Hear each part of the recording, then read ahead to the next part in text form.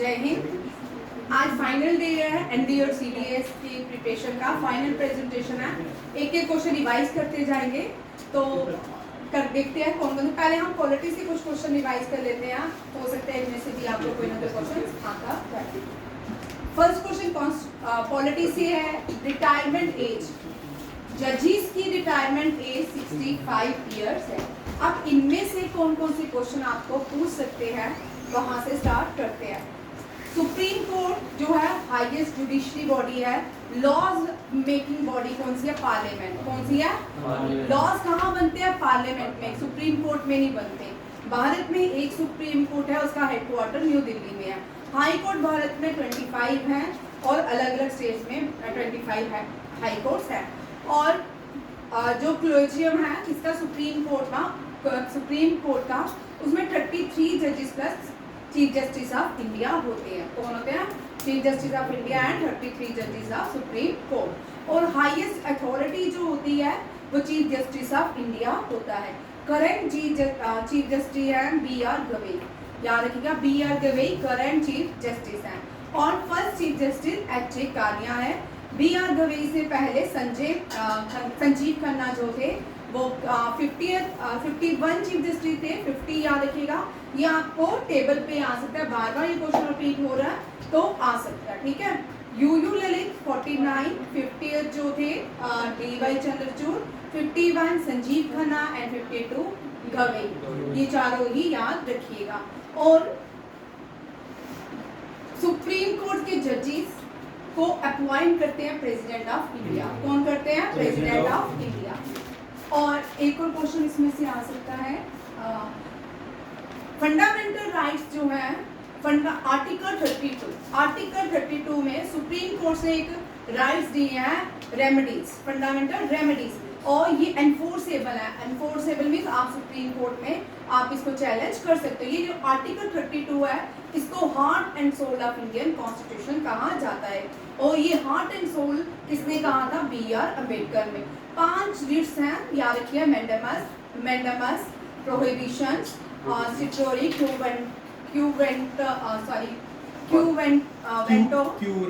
क्यूवेंटो and habeas corpus. ये 5 very important है, पूछ सकते हैं। हेबियस कॉर्पस का आपको एक क्वेश्चन आ चुका है, ठीक है, लास्ट की तरह था। इसमें बॉडी की रिक्वायरमेंट होती है, चाहे वो जिंदा हो चाहे वो डेड हो, ठीक है। और with in the 24 hours magistrate के सामने आपको लाना पड़ता है। हर एक की अपनी अपनी फंक्शनिंग है। अब यहाँ पे देखो, फर्स्ट अटॉर्नी जनरल जो है इसको लॉ ऑफिसर भी कहते हैं। ये भी क्वेश्चन लिखते जाओ, सारे इंपॉर्टेंट, इनमें से कोई भी क्वेश्चन आपको आ सकता है।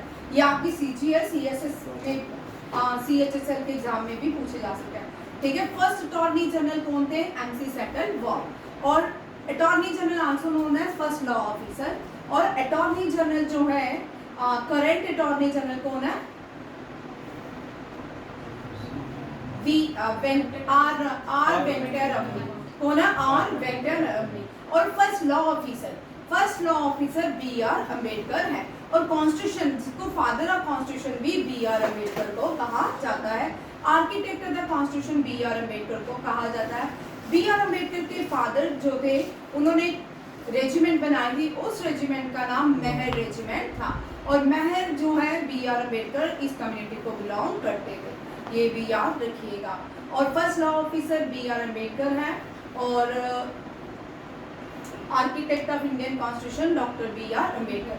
B.R. अम्बेडकर और गांधी जी के बीच एक एग्रीमेंट हुआ था, उस एग्रीमेंट को पूना पैक्ट कहा जाता है। क्या कहा जाता है? पूना पैक्ट। इंडियन कॉन्स्टिट्यूशन सबसे लेंथीएस्ट है, रिजिड भी है, और क्या है? फ्लेक्सिबल भी है, ठीक है। 2/3 मेजोरिटी चाहिए कि कोई भी लॉज को पास करने में। ये भी आप रखिएगा, ये भी आपको पूछ सकते हैं। लोकसभा, राज्यसभा। लोकसभा में जो मेंबर है वो 542 है। और राज्यसभा के 250 जो है मेंबर्स हैं, किसमें? राज्यसभा में आते हैं। 12 जो होते हैं nominated by the president of India in Rajya Sabha and 2 are Anglo Indian in Lok Sabha, but it not functioning, Anglo Indian काम नहीं करते। लोकसभा अपर हाउस होता है, लोअर हाउस होता है, राज्यसभा लोअर हाउस होता है। और लोकसभा की जो टैन्यूर रहता है वो 5 ईयर रहता है, राज्यसभा का टेन्योर 6 ईयर रहता है। और इलेक्शन जो है हर 5 इयर्स के बाद लोकसभा में होते हैं और राज्यसभा में हर 2 साल के बाद इलेक्शन होते हैं। और 1/2 जो लोग हैं वो या तो बाहर हो जाते हैं या वापस अंदर आ जाते हैं।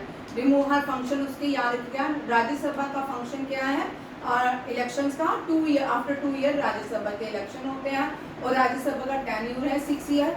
राज्यसभा की एज लिमिट 30 है और लोकसभा की एज लिमिट 25 है। ये सारे क्वेश्चन होंगे रिवाइज, ये भी आपको इसी में ही क्वेश्चन आने हैं, ठीक है। मेंबर ऑफ अब हाईएस्ट लॉ मेकिंग बॉडी अगर पूछा जाए पार्लियामेंट है, सुप्रीम कोर्ट नहीं है। हाईएस्ट लॉ मेकिंग बॉडी कौन सी है? पार्लियामेंट कहलाती है। Member of parliament will lose his membership of parliament if he she absent from the session. अगर कोई भी मेंबर पार्लियामेंट में नहीं आ रहा 60 डे तक या कभी भी इसने कोई सेशन अटेंड नहीं किया तो 60 डेज में उसको रिमूव किया जाएगा, ये भी आ गया। और पहले भारत के प्राइम मिनिस्टर चौधरी चरण सिंह थे जिन्होंने कोई भी पार्लियामेंट सेशन नहीं देखा। तो उनके टाइम कोई भी पार्लियामेंट सेशन उन्होंने नहीं किया क्योंकि उससे पहले ही वो रेजिग्नेशन दे चुके थे। और उससे पहले मोरारजी देसाई जनता दल से आते थे। मोरारजी देसाई पहले भारतीय थे जिनको पाकिस्तान का क्या मिला था? हाईएस्ट सिविलियन अवार्ड, ठीक है। आप अब तक 2 लोग हैं जिनको पाकिस्तान हाईएस्ट सिविलियन अवार्ड मिला है। एक तो मोरारजी देसाई है, दूसरी है नीरजा बिनोद। नीरजा बिनोद को पाकिस्तान का सिविलियन अवार्ड तमगा दिया गया था और ये पहली भारतीय फीमेल है जिसको अशोका चक्र मिला। इसका आर्मी से कोई लेना देना नहीं है, इसने हाईजैक हुआ था भारत का प्लेन जिसकी वजह से इसको ये लिया गया था। इसने बहुत सारी सिविलियंस की लाइफ बचाई थी जिसकी वजह से इसको अशोका चक्र दिया गया। जो मुंह से क्वेश्चन बोल रही हूँ वो ध्यान से लिखते जाइए और बाद में जरूर सुनिएगा, 100% क्वेश्चन आते हैं, ठीक है, रिपीट होते हैं ये क्वेश्चन। उसके बाद पार्लियामेंट सेशन, पार्लियामेंट के जो काउंसिल ऑफ हेड होते हैं वो प्राइम मिनिस्टर होते हैं। रिसेंटली पार्लियामेंट के अपोजिशन लीडर जो है राहुल गांधी है। कौन है? राहुल गांधी। इससे पहले मल्लिका खड़गे थे, अब कौन है? राहुल गांधी।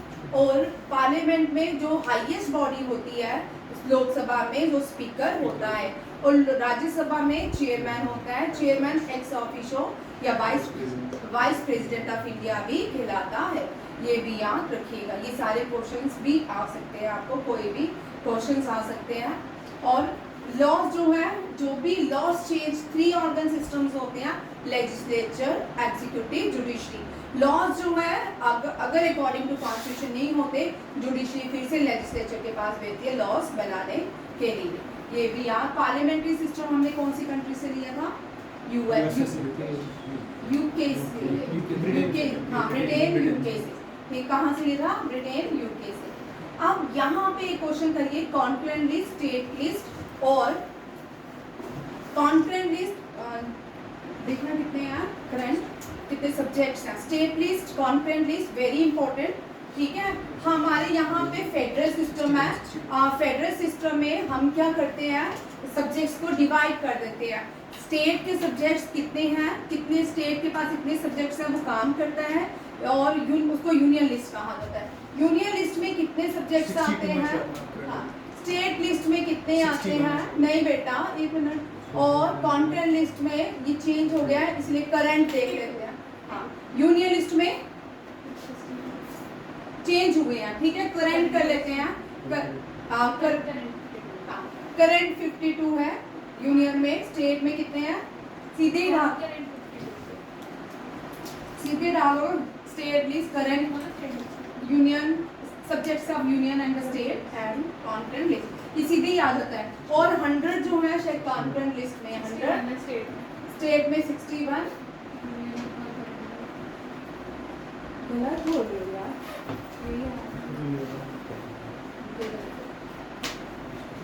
ये चेक कर लेना क्योंकि ये सब्जेक्ट चेंज होते रहते हैं।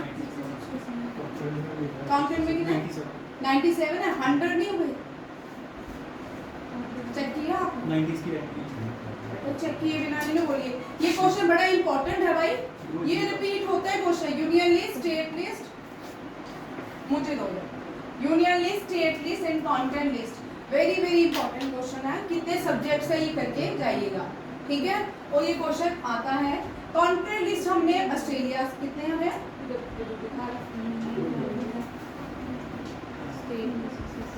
चलिए how many types of leaves, there are 5 types of leaves, इनको हार्ट एंड सोल कितने आए कल भी तेरे मैम ओरिजिनली 66 है।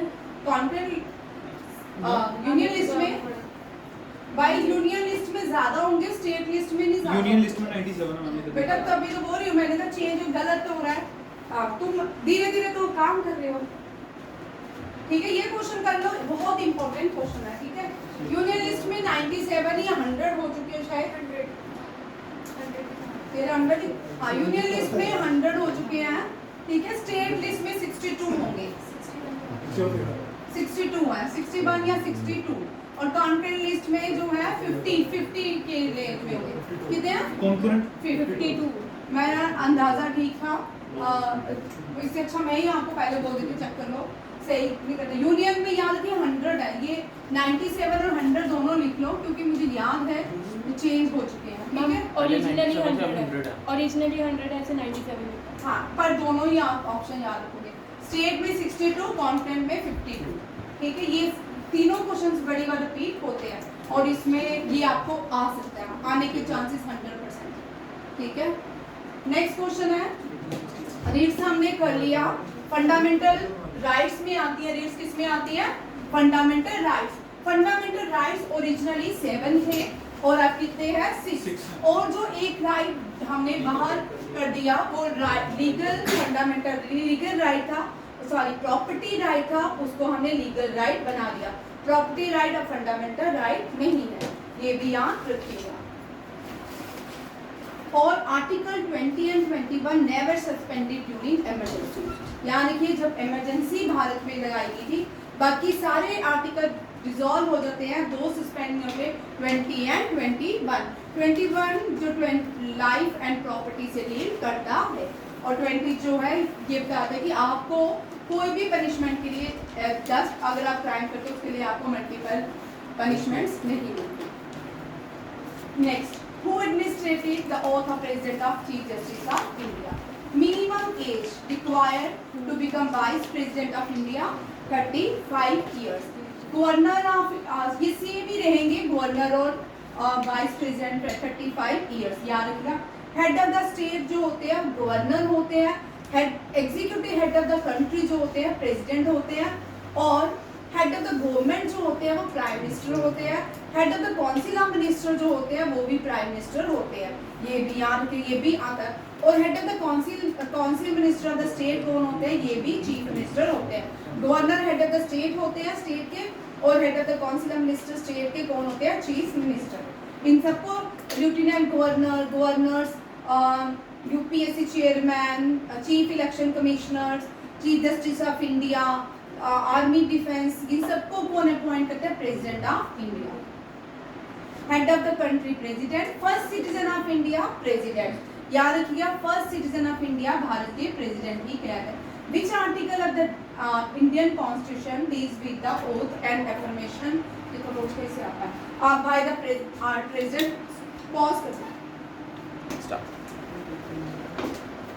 First citizen of India president of India को कहा जाता है, क्या होगा कुछ होगा,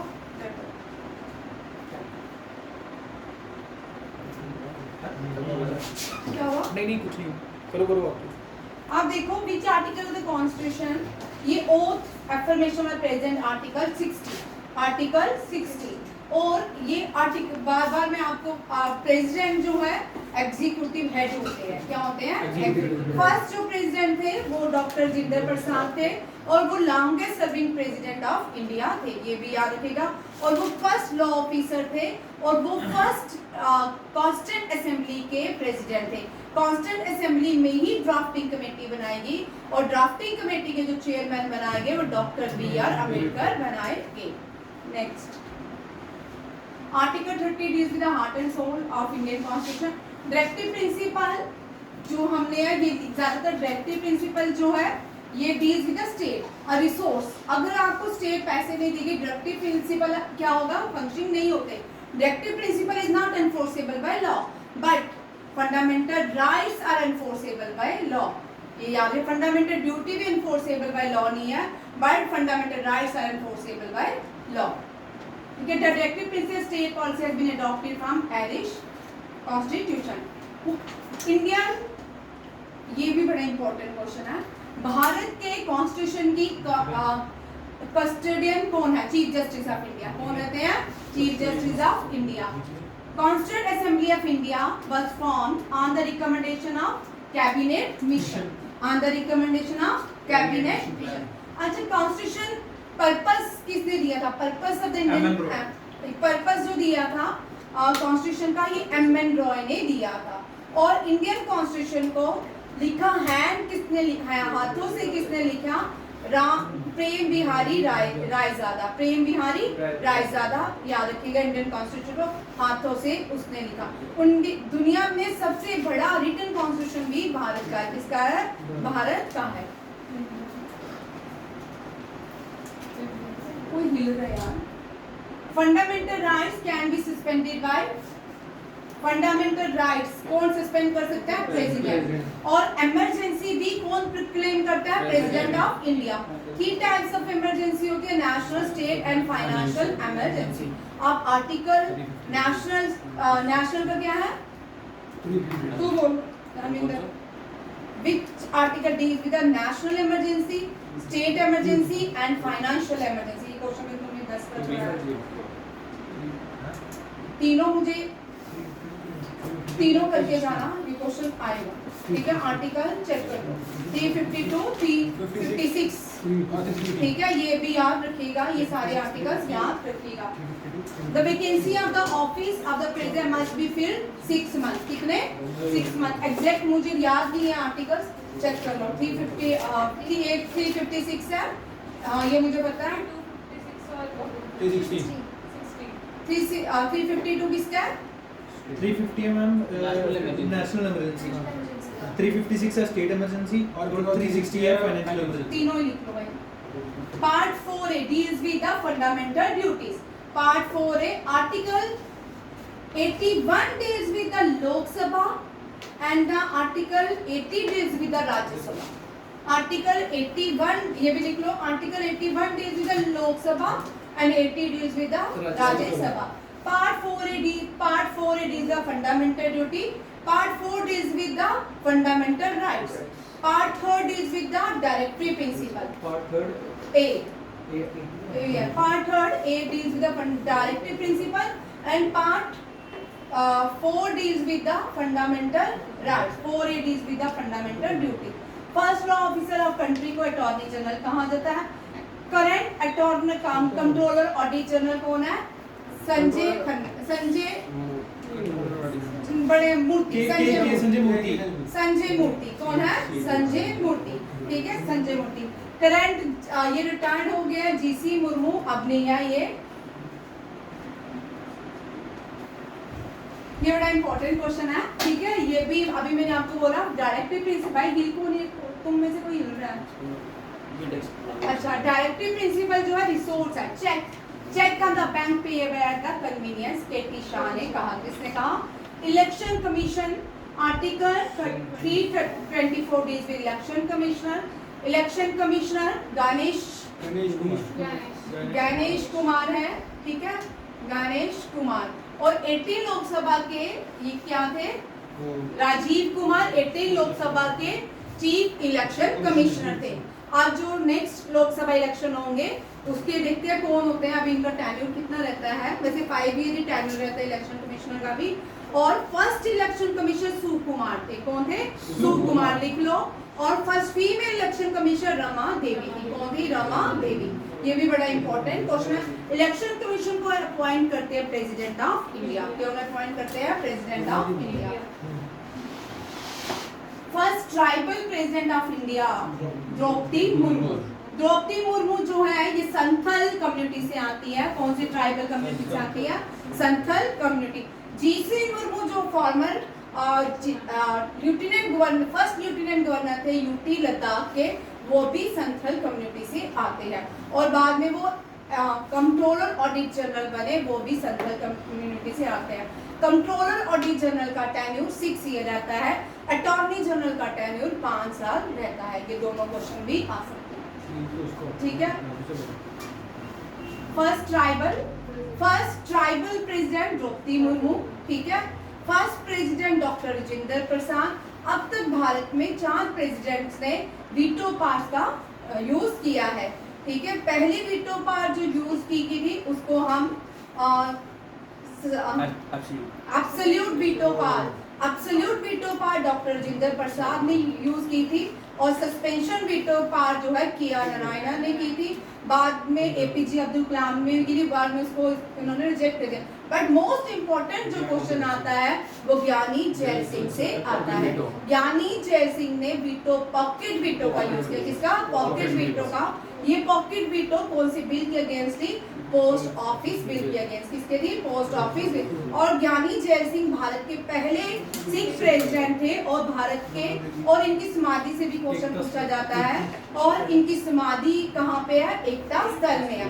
ज्ञानी जैल सिंह जब प्राइम मिनिस्टर प्रेसिडेंट थे, इंदिरा गांधी प्रेसिडेंट थी। 1984 में इंदिरा गांधी ने एक ऑपरेशन लॉन्च किया स्वर्ण मंदिर में, गोल्डन टेम्पल में। उस ऑपरेशन को ब्लू स्टार कहा जाता है, एंड ज्ञानी gel Singh was the prime minister.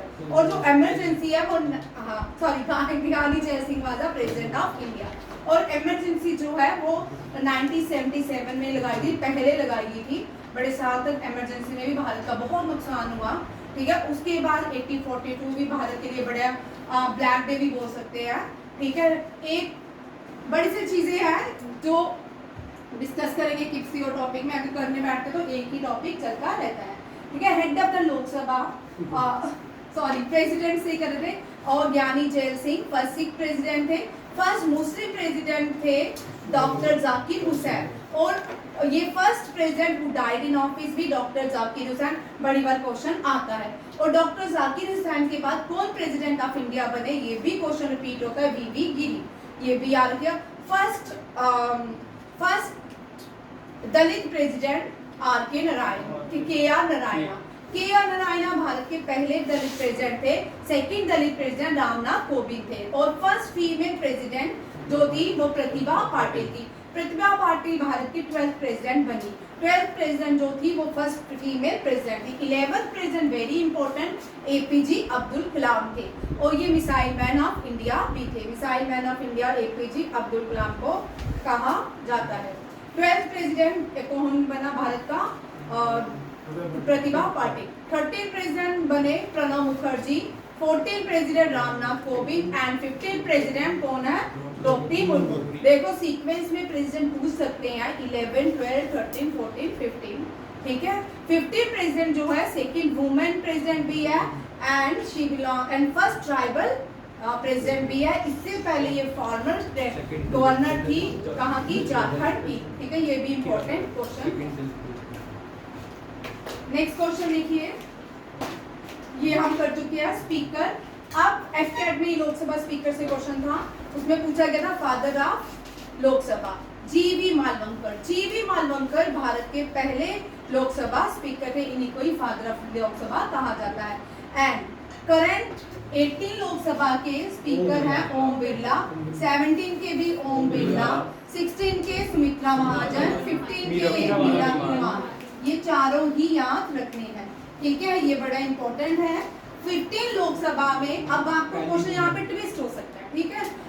Meera Kumar की फर्स्ट फीमेल लोकसभा स्पीकर थी, और इनका रैंकिंग क्या था ये भी पूछ सकते हैं। ये appointed as a 15th Lok Sabha speaker.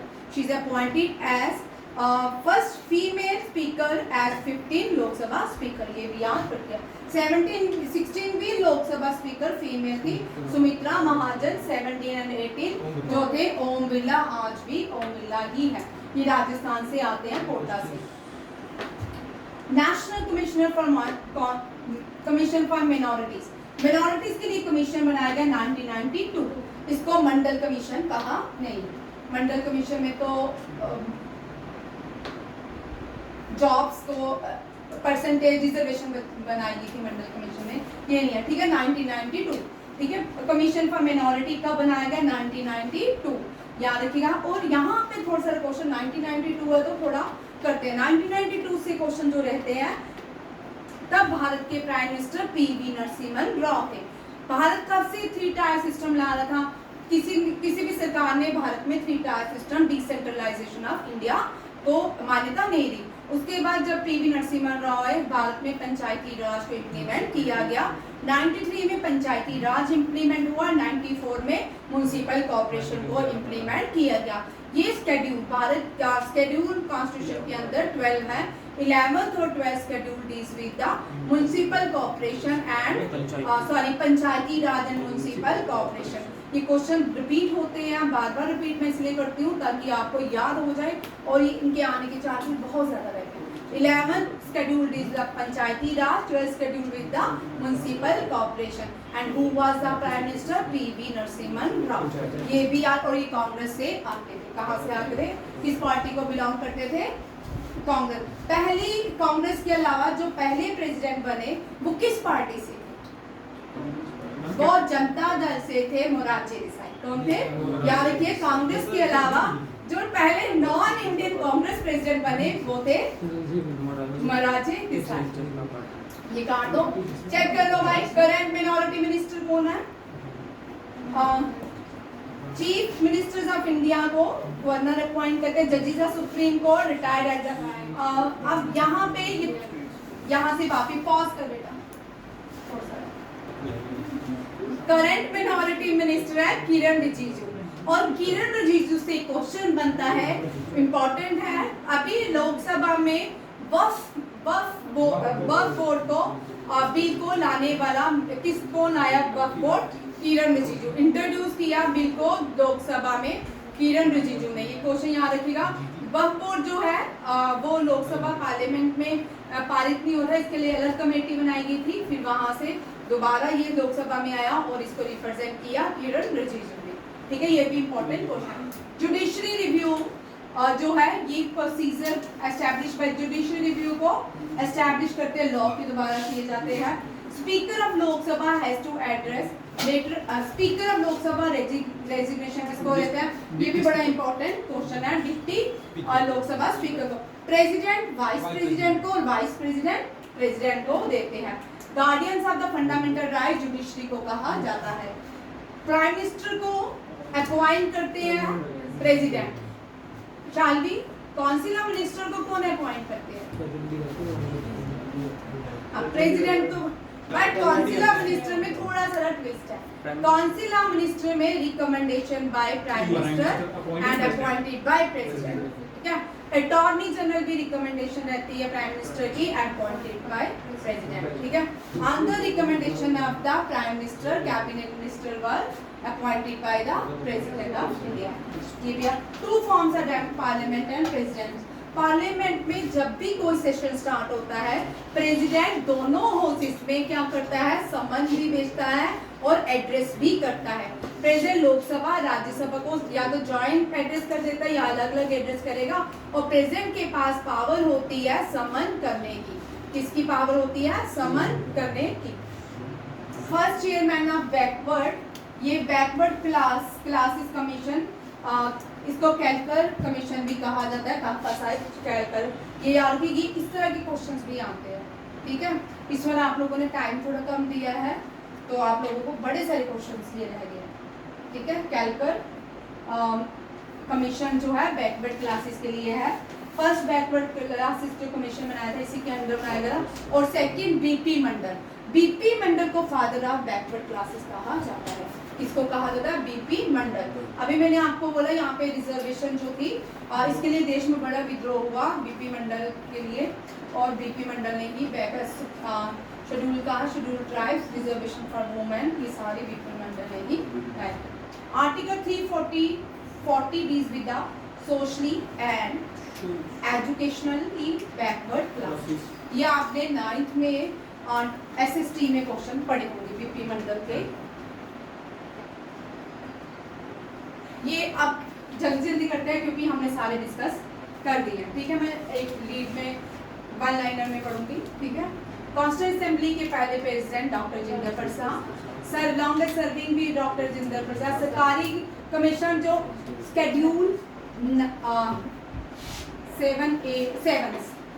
7 is the center state relation and और सरकारी कमीशन और concern with the centre state relation. सरकारी कमीशन इंदिरा गांधी ने बनाया था, 1983 में बनाया था और इसके हेड भी आपके सरकार थे। Father of local self government जो थे लॉर्ड रिपन थे। और जॉइंट सेशन में article 108 deals with the joint session the parliament.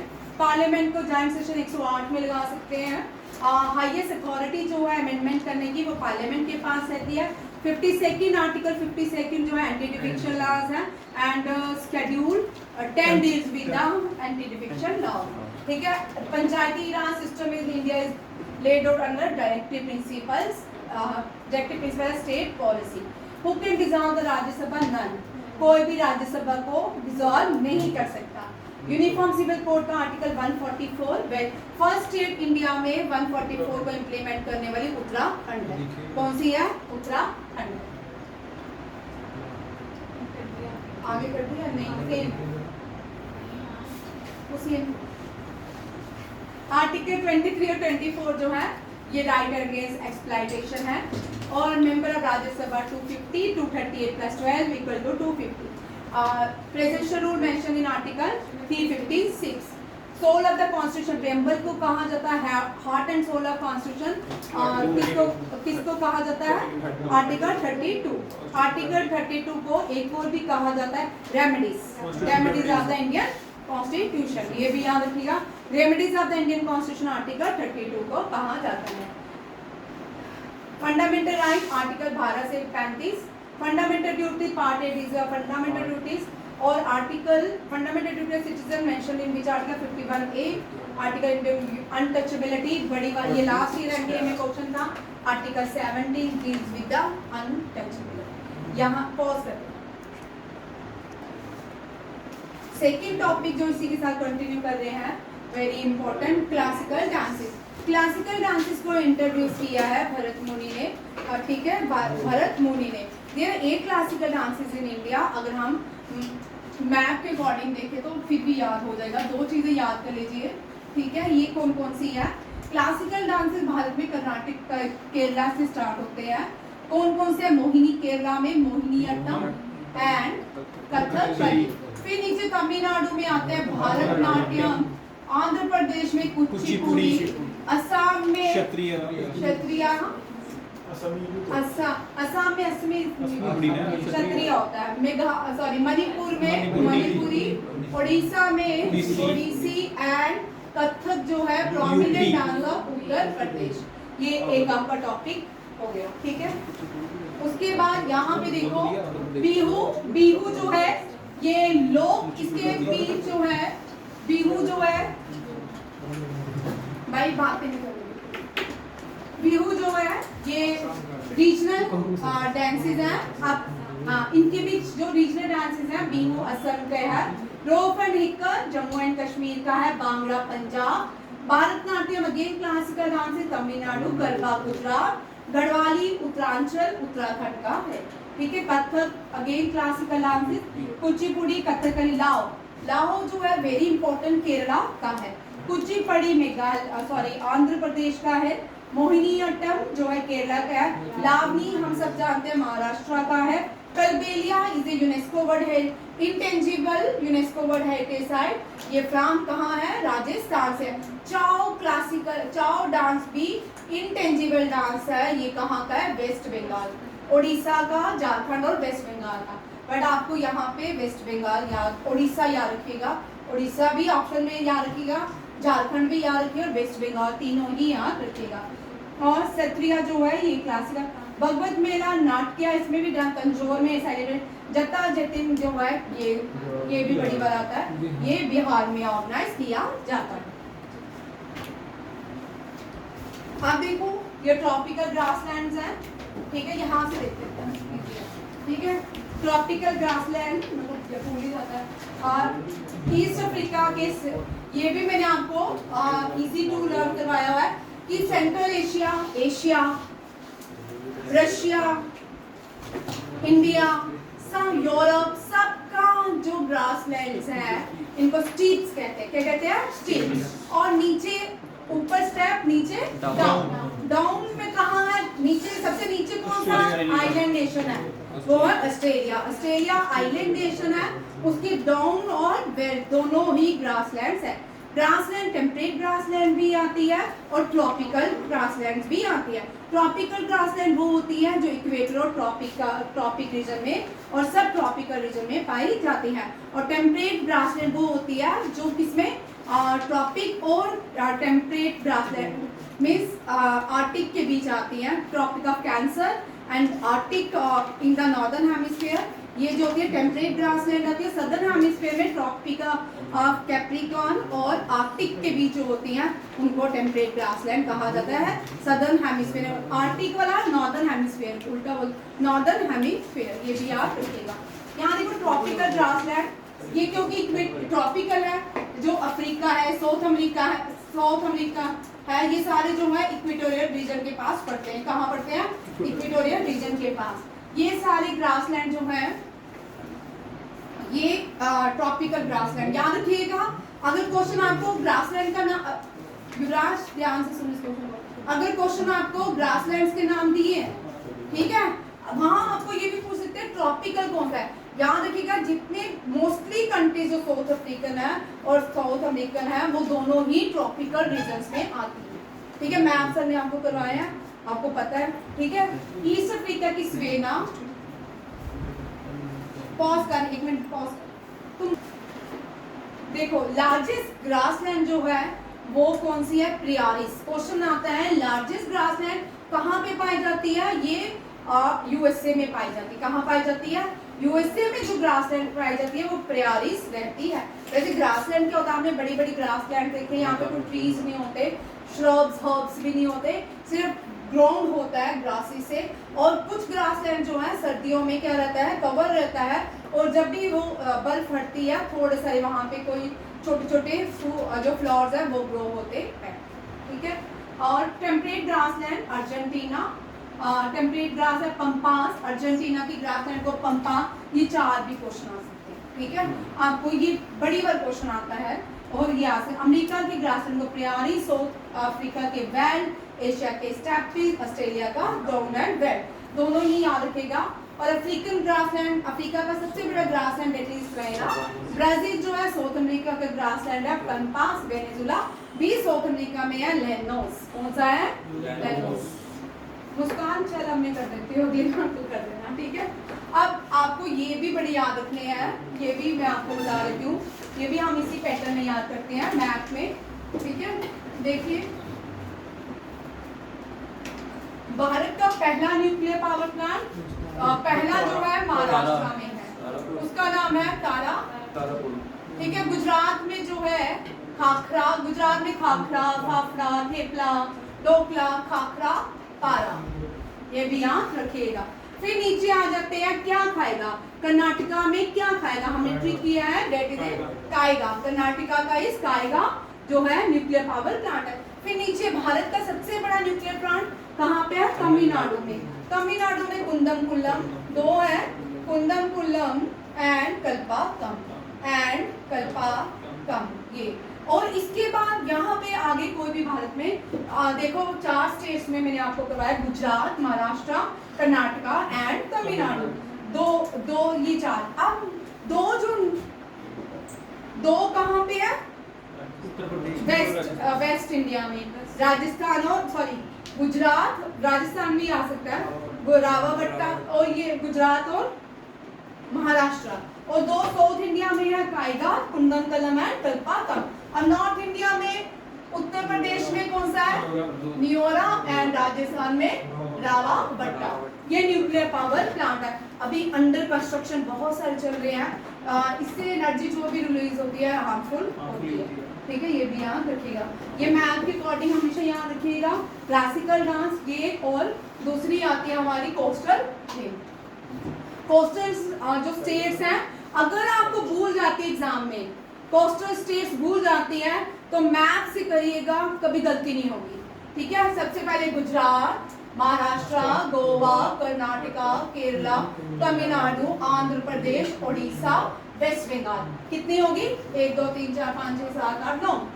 ठीक है, ये सारी कोस्टल स्टेट्स है। ये तीनों क्वेश्चन इस तरह के कभी नहीं बोलेंगे, अगर कभी भूल जाते हैं तो इस तरह मैप में याद रखिए, कोस्टल स्टेट्स का मैप बनाइए और ये क्वेश्चन डन कीजिए। हो गया, ये भी डन हो गया। आगे चले जाओ। मुस्कान ले ले कर लो ये। चलो, first nuclear power plant Tarapur Rajasthan में रावावट्टा। ये फर्स्ट न्यूक्लियर रिएक्टर अप्सरा है। दुनिया में सबसे बड़ा न्यूक्लियर रिएक्टर जापान में है। कहाँ पे है? जापान में। ठीक है, और biggest power plant Vindhyachal. Bharat में बिगेस्ट पावर प्लांट कौन सा है? Vindhyachal. Largest hydro power project जो है कोयना हाइड्रो पावर प्रोजेक्ट है। कर लो, एक मिनट पीछे। ठीक है, विंध्याचल बिगेस्ट पावर प्लांट है और कोयना जो है लार्जेस्ट हाइड्रो पावर प्लांट है। अप्सरा भारत का पहला न्यूक्लियर रिएक्टर है। नेक्स्ट, कल क्वेश्चन गलत हुआ था, इसको फिर से देख लो। 8 degree, 9 degree, 10 degree.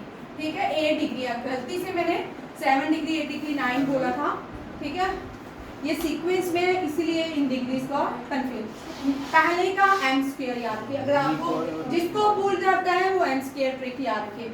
Minicoy and Maldives. Maldives की कैपिटल मले, और मालदीव सार्क का भी हिस्सा है, बिम्स्टेक का है। अब आप बताओ। मालदीव सार्क का नहीं है मैम। सार्क तो नहीं है, मालदीव सार्क का हिस्सा है भाई। कल तो तुमने इसका मतलब किया ही नहीं, कल मैंने तुमको क्वेश्चन करवाया था जानबूझ के, ये मैंने कल भी बोला था।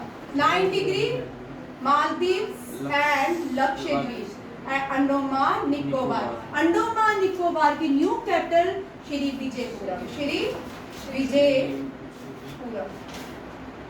ठीक है भाई, इस तरह के क्वेश्चन आते हैं। बिम्स्टेक में क्या मालदीव नेशन है? सार्क में है। इस तरह क्वेश्चन आते हैं। बिम्स्टेक में मालदीव नहीं है। ठीक है, बिम्स्टेक में, और म्यांमार जो है सार्क में नहीं है। म्यांमार सार्क में नहीं है। कल मैंने जानबूझ के इन क्वेश्चन पे स्टैंड दी थी ताकि आपको कंफ्यूजन क्रिएट ना हो। जब आगे इस तरह के क्वेश्चन इस तरह से ही आएंगे आपको। ये लड्डू क्वेश्चन तो पहले जमाने में आते थे, खत्म हो गए हैं। ठीक है, ये सारे खत्म हो गए हैं। 9 डिग्री मिनिकॉय और लक्षद्वीप को अलग करता है। स्टेट ऑफ मलक्का जो है ये largest state in the world है। लार्जेस्ट स्टेट जो है ये अंडमान सी, साउथ पैसिफिक, साउथ चाइना सी को ये कनेक्ट करता है पैसिफिक ओशन में। 5 स्टेट हम सबको पता है, ये भारत के टीयर ड्रॉप जो श्रीलंका है ये कनेक्ट करता है, डेट इज 5 स्टेट। और गल्फ ऑफ मेनार जो है, गल्फ ऑफ मेनार कहाँ पे है? तमिलनाडु में। और ये भारत का इकलौता first biosphere reserve, marine biosphere reserve भी है। मैरीन बायोस्फीयर रिजर्व भी है गल्फ ऑफ मेनार, याद रखिएगा। अब इस स्टेट सेपरेट अफ्रीका को एशिया से स्वीज के नाम, वेरी वेरी इंपॉर्टेंट है ये भी बड़ी बार, क्योंकि ये न्यूज में रहते हैं। स्वीज के नाम ये क्या करता है? अफ्रीका को एशिया से जोड़ता भी है और अलग भी करता है। कौन सा स्टेट है रेड सी और इंडियन ओशन? बेबल मैंडेब। ये एशिया जो है रेड सी और इंडियन ओशन को बेबल मैंडेब स्टेट जो है जोड़ता है। Smallest strait that is a Bosphorus, Istanbul में है बॉस्फोरस स्टेट। 10 डिग्री हो गया। बेरिंग स्टेट जो है एशिया को नॉर्थ अमेरिका से जोड़ता है। यूएसए को नॉर्थ यूएसए और साउथ यूएसए को state of Panama state, very important. Denmark state को ये कहाँ पे है? ग्रीनलैंड और आइसलैंड के बीच स्टेट का नाम डेनमार्क स्टेट है। ये वर्ल्ड जियोग्राफी जो है ये आती है इसको ज्यादातर सीबीएसई। ठीक है, बैफिन आइलैंड, डेविस स्टेट जो है बैफिन आइलैंड को अलग करता है। इंडिया को Palk strait. Gibraltar strait Spain और फ्रॉम अफ्रीका कनेक्ट करता है Mediterranean sea and Atlantic sea, strait of Gibraltar. ये आपका एक टॉपिक था, ये भी करवा स्टेट्स पहले करवाए थे आपको? नहीं कहलाए हैं। स्टेट्स आपकी विंड्स होगी, हॉट एंड कोल्ड विंड्स होगी, डेजर्ट्स हो गए आपके, ग्रासलैंड्स होगी, और वर्ल्ड ज्योग्राफी, ये सारा वर्ल्ड ज्योग्राफी के क्वेश्चन थे, ये सारे हो चुके हैं। ठीक है, संडा स्टेट सुमत्रा, ये भी बड़ी बात आता है question. English state England from France, डॉवर state biggest state in the world, which state separate Asia from Africa, isthmus of Suez. ठीक है, नेक्स्ट ये आप कर लोगे, इन्वेंशंस हैं। मैं एक बार रिपीट कर देती हूँ। फोन में बेल बजती है, ठीक है, ग्राम बेल ने इन्वेंशन किया है। कंप्यूटर क्या, चार्ल्स ने कैबेज खा के कंप्यूटर को, Charles Babbage. Aeroplane Wright brothers. Steam engine James Berg, ठीक है, स्टीम इंजन याद रखिएगा जेम्स बर्ग ने है, जेम्स बर्ग। फाउंटेन पेन के पेन में जो फाउंटेन्स होते हैं उनमें क्या होता है, वाटर होता है, तो fountain pen Waterman, fountain pen. Refrigerator में क्या होता है, कूलिंग होती है, तो रेफ्रिजरेटर को कूलिंग ने बनाया। याद रखिएगा, रेफ्रिजरेटर का आएगा तो कूलिंग ने बनाया, यहाँ पे लिखा नहीं है। फिर एक और रिवॉल्वर बनाइए घोड़े के बच्चे ने। घोड़े के बच्चे को क्या होते हैं, कॉर्ड, यहाँ पे क्या लिखा, सैम्यूल कॉर्ड, याद रखिएगा। और बर्ड्स को हम आसमान में देखते हैं। और टेलीविजन जो है वो किसने बनाया है, J.L. बेयर्ड ने। लर्न हो गए, J.L. Baird television, revolver Colt, refrigerator cooling, fountain pen Waterman, aeroplane Wright brothers, और ग्रामोफोन सबसे पहले ग्रामोफोन भी थॉमस अलेक्जेंडर ने बनाया, ठीक है। और इलेक्ट्रिसिटी, बल्ब की इन्वेंशन किसने की थी, एडिसन, थॉमस एडिसन ने की थी। और ग्रामोफोन भी थॉमस एडिसन ने ही बनाया था, ठीक है। और मार्कोनी रेडियो, मैडम क्यूरी पहली साइंटिस्ट है जिनको 2 बार नोबेल प्राइज दिया गया है, ठीक है। मैडम क्यूरी को 2 बार नोबेल प्राइज मिला है। ये जब ये यूज कर रही थी नोबेल प्राइज, इसका क्यूरी जो गैस रिलीज हुई थी ना, उसकी वजह से इसकी मृत्यु हुई थी, उसको पॉइजनस गैस की वजह से। 21 इयर्स में शी वाज डेड, ठीक है। टेलीस्कोप गैलीलियो गैलीली, ठीक है। ये लास्ट यहाँ पे देख लो, हाँ ये देख लो, वर्ल्ड गेम्स ऊपर वाला छोड़ दो, समर भी देख लो, Rio, Tokyo, Paris, Los Angeles, 32 Brisbane, Australia. ये तुम सबको आते हैं, मैं बार बार रिपीट कर, 32 में क्वेश्चन आ सकता है, ठीक है। चारों के ऑप्शंस में क्वेश्चन आ सकते हैं। विंटर ओलंपिक्स 26 कर लो भाई, मिलान है। चलो पॉज कर दे, थैंक यू। रुक जा, पॉज नहीं कर, यहाँ थैंक यू, जय